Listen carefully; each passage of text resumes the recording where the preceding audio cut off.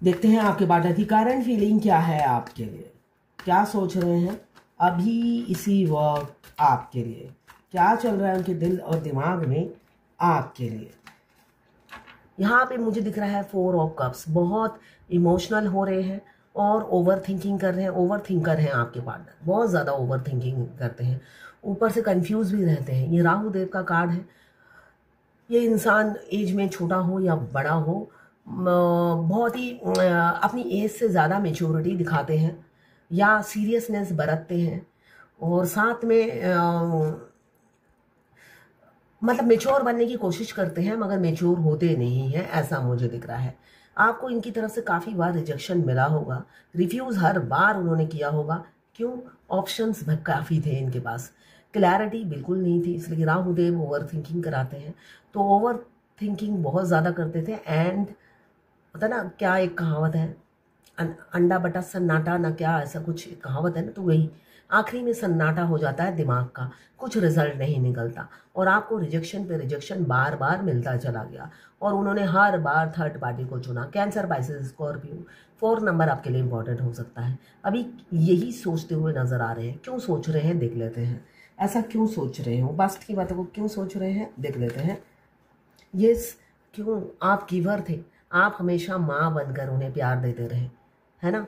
आपने पार्टनर की जगह लेने की कोशिश नहीं की, उनकी माँ की जगह लेने की कोशिश की, है ना। और माँ की इज्जत नहीं होती है। अगर आप सच में देखो, माँ तो इजीली रिचेबल होती है। इंसान दोस्तों को ज़्यादा टाइम देता है, माँ को टाइम नहीं देता है। तो यहाँ पे आप माँ जैसी विंग्स फैला के एंजल की तरह, बिन मांगे मोती की तरह उनकी दामन में आके बार बार, दामन में तो नहीं, इनकी चरणों में आके गिर जाती थी। तो जब चरणों में हम गिर जाते हैं तो चरणों की धूल बन के रह जाते हैं, इसलिए रिजेक्शन मिला आपको। अभी ओवर थिंकिंग क्यों कर रहे हैं? वो सुनहरे दिन, वो प्यार भरे दिन वो याद करते हैं जब आप वेटिंग एनर्जी में रहते थे, पल के बिछाए उनके रास्ते में खड़े रहते थे, है ना। उनके एक दर्शन पाने के अभिलाषी थे आप, जैसे भगवान आ रहे हो और भगवान के सींग निकल आते थे आपको मारने के लिए। आपने उन्हें भगवान का दर्जा दिया और वो सच में अपने आप को इंसान नहीं भगवान को ही समझने लगे और आपको रोनते हुए आगे निकल जाते थे, आपकी तरफ झांकते भी नहीं थे, है ना। ऊपर से हो सकता है आपको बदनाम भी करते फिरते हो। तो वो सुनहरे दिन, यहाँ पे 12 राशियां आ गई है टेम्परेंस के कार्ड में। वो सुनहरे दिन याद करते हैं और कोसते हुए नजर आ रहे हैं अपनी पास्ट की गलतियों को। तो यहाँ पे आप माँ बनने की कोशिश कर रहे हो। तो इसी से मुझे अभी एक किसी की मैंने क्वेश्चन का आंसर दिया था, पेड रीडिंग ही था। तो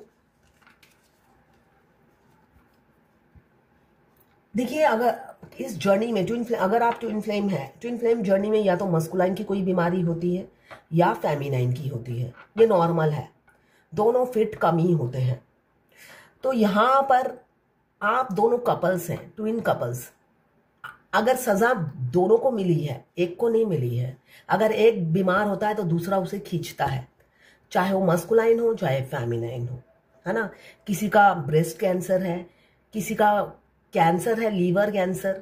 एक ही मेरी क्लाइंट है जो कैलकाटा की है, उनके डीएम के कैंसर है। अभी किसी का मैंने रीडिंग किया, गाइडेंस थी, उनका लीवर में प्रॉब्लम है, 4th स्टेज है। तो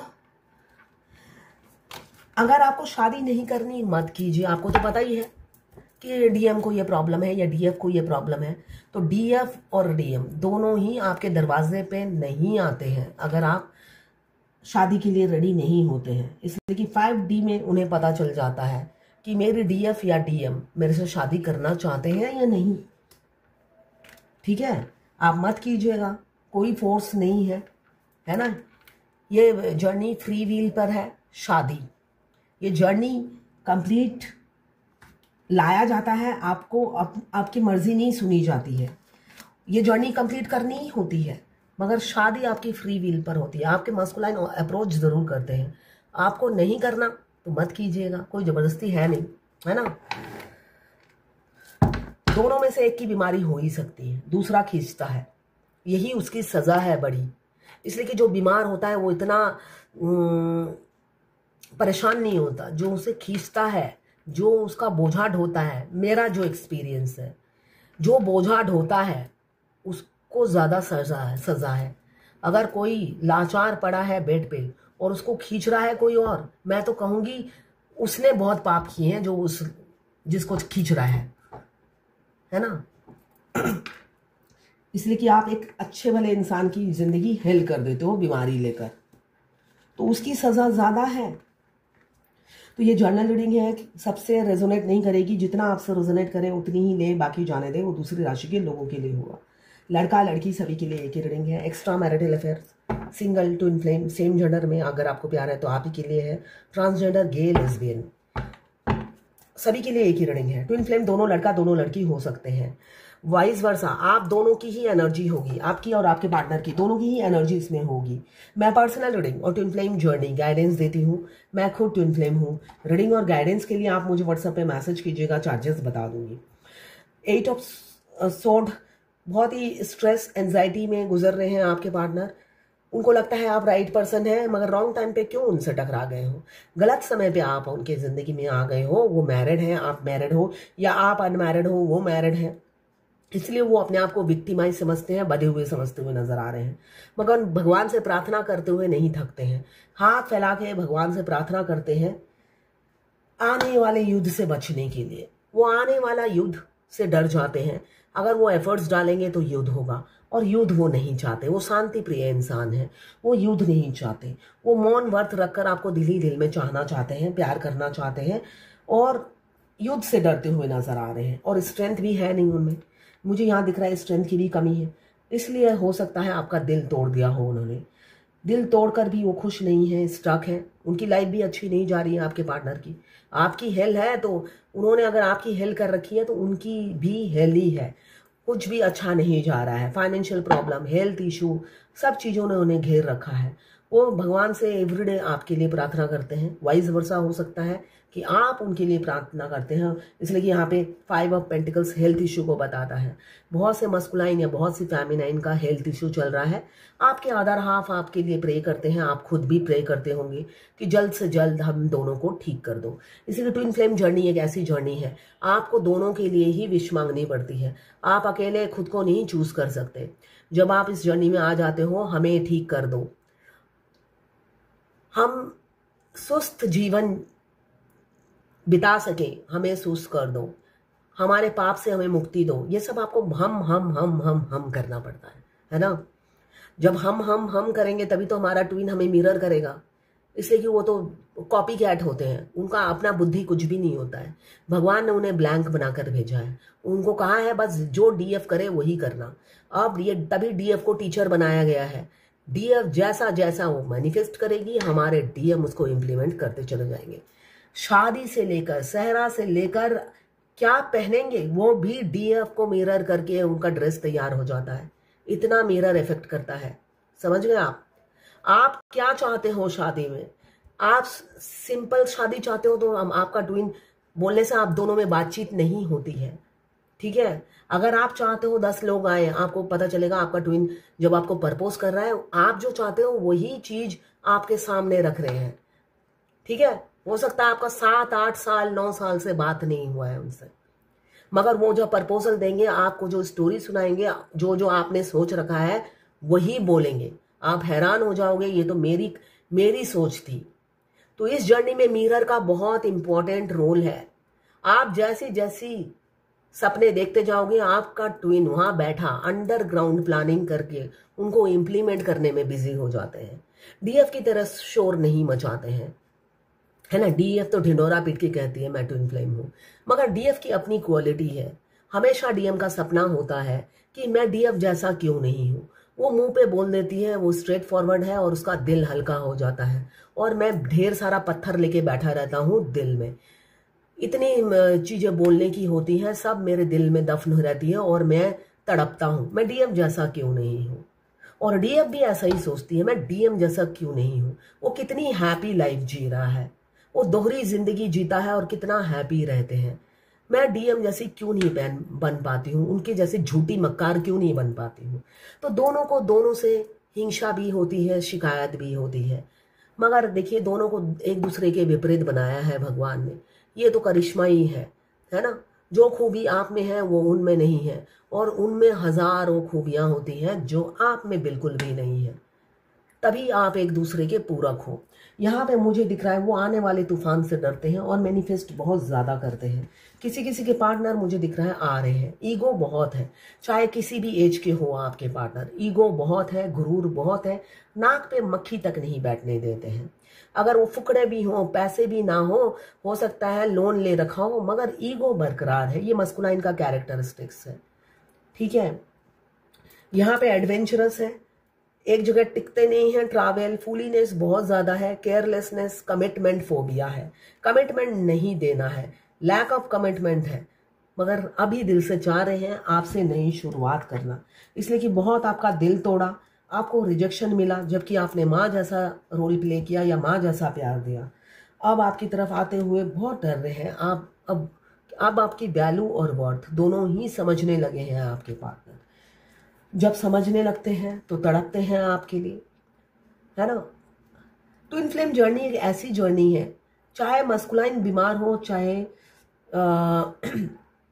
आपके ट्विन फेमिनाइन बीमार हो, जर्नी के एंड में कोई फर्क नहीं पड़ता उन्हें, कोई भी फर्क नहीं पड़ता। मेरे ट्विन से जब मेरी मुलाकात हुई थी, उन्होंने कहा कि दीदी मैं आपसे बहुत छोटा हूँ, मगर मुझे कभी भी उनका ईयर नहीं पता, कभी बताया नहीं, और मुझे कुरेद के पूछने की आदत नहीं होती है। मैं किसी की भी पर्सनल लाइफ कुरेद के नहीं बोलती। बहुत से होते हैं ना पड़ोसी, है ना, इसने क्या किया, उसने क्या किया, उसने क्या किया, जबकि वो कुछ करेंगे नहीं, मगर कुरेद के पूरे खानदान की स्टोरी निकालते हैं। तो मेरी वो आदत नहीं है। मेरी दोस्ती, जब मैं बात कर रही हूँ उसी इंसान से उतनी ही बात करती हूँ जितनी जरूरत है। मैं ज्यादा दोस्ती में भी अपना दायरा याद रखती हूँ। तो कभी ईयर नहीं पता था, मगर मैं हमेशा सोचती थी कि मेरे ट्विन में से 12-15 साल के तो छोटे होंगे, इसलिए कि बहुत छोटे लगते थे। वैसे तो मैं भी छोटी ही लगती थी, इसलिए कि फेमिनाइन का तो ये है ना कि वो अपनी एज से हमेशा छोटी लगेगी। फिर एक टाइम ऐसा था कि कोरोना आया, तो उन्होंने मेरा डेट ऑफ बर्थ देखा, बट उन्हें कोई फर्क नहीं पड़ा, वो उनका बिहेवियर वही नॉर्मली था।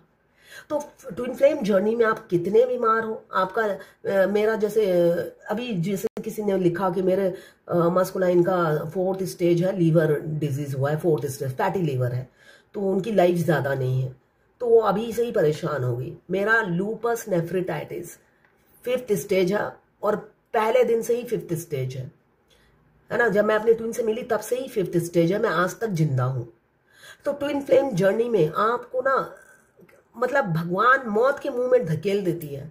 आप मरने वाले हो, मुझे लगता है आपका श्राद्ध का सामान भी अरेंज हो जाता है। मेरे साथ कई बार हुआ है, श्राद्ध का सामान अरेंज हो जाएगा, उस जहां पे जलाते हैं वहां से आप उठकर चले आओगे, इसलिए कि आपके हाथों में ये मार्स लाइन होता है। ये मार्स लाइन हमेशा मौत के मुंह से आपको निकाल के ले आएगी, और सजा देने वाले शनिदेव है ना, तो आपको सजा तो भुगतनी ही पड़ेगी। मौत के मुंह से बार बार मंगल रेखा आपको बचा के ले आएगी, मतलब एंजल विंग्स कहा जाता है इसे, मार्स लाइन, और हर फेमिनाइन के मस्कुलाइन के हाथों में होता है।